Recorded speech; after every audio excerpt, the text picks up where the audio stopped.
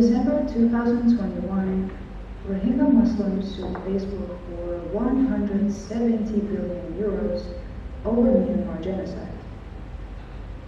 If this sounds like fake news, scam, or clickbait, sadly I have to disappoint you.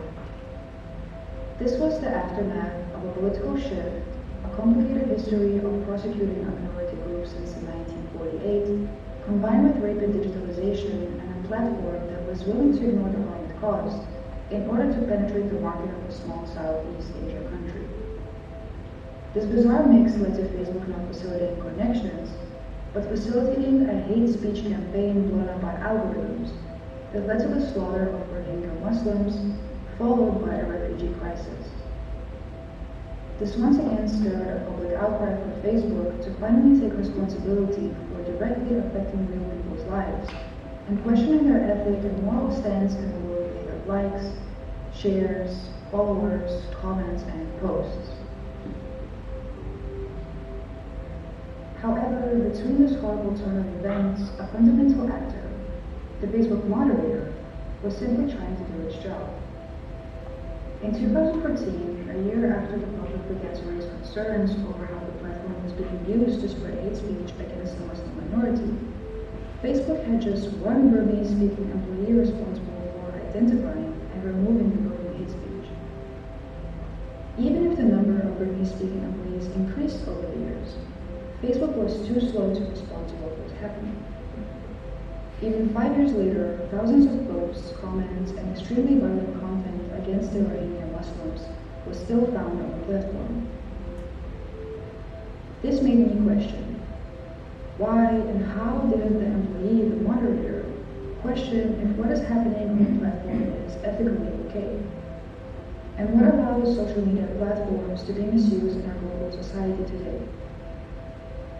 This led me to map several fundamental aspects, the labor, the business model, and the government, to understand this complex issue of ethics versus the digital world.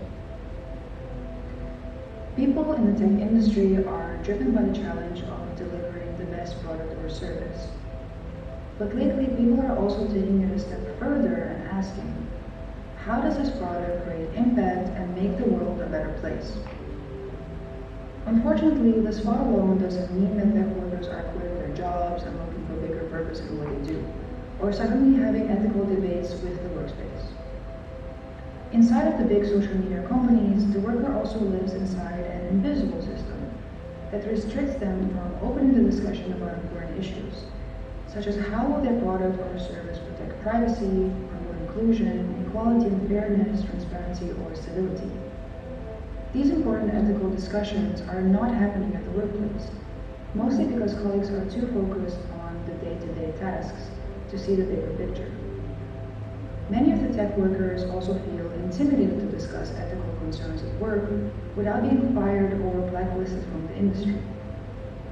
Another important factor is the economic privilege to be able to do so, because many rely on their jobs for financial safety.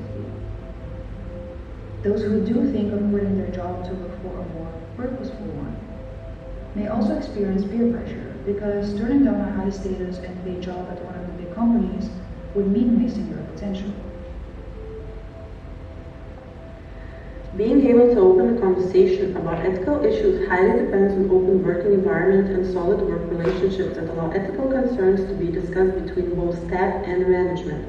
But because work environments in these big social media companies are often very much self-censored due to ranking system, hierarchical structures, and strong feedback culture, engaging with ethical dilemmas is largely missing from individual performance metrics, and these metrics are mostly based on measuring productivity.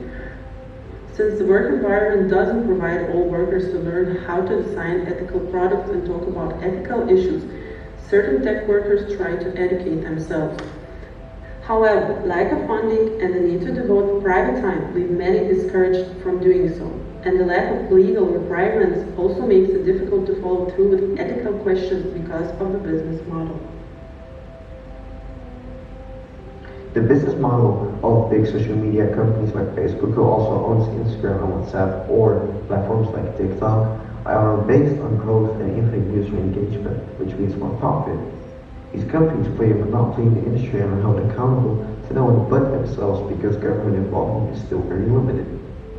In a way, their whole purpose is to maximize shareholder value because value is understood as money, not as social impact they could make, because of a strong belief that there's a technical solution for everything and the growing outside pressure, internal policies are meant to be universal. Even though political, geographical, language challenges and impacts to the real world cannot be put into universal policy for all, these social media giants are optimistically putting ethics into checklists, procedures, set codes of ethics, and statements of principles. They're even hiring quote-unquote ethic owners who overlook the problems of the industry but try to fit solutions into already existing business model. Such sensitive subject as ethics is being institutionalized because ethics in the tech world mean risk. And if you can tick it off a checklist, you get the illusion that it's been done and solved. Because of this, the management washes ethics and leaves their workers to try to live up to the impossible standards of these procedures. To put it into perspective, a Facebook moderator in Phoenix who has the responsibility of deciding what posts can be seen on our feeds spends 8 hours a day exposed to a high level of traumatic and graphic content, such as pornography, self-harm, or hate speech. These moderators have to hit the target of 95% accuracy rates in deciding what posts are right or wrong, while following a set of rules that can't be argued to decide if a post is appropriate or not.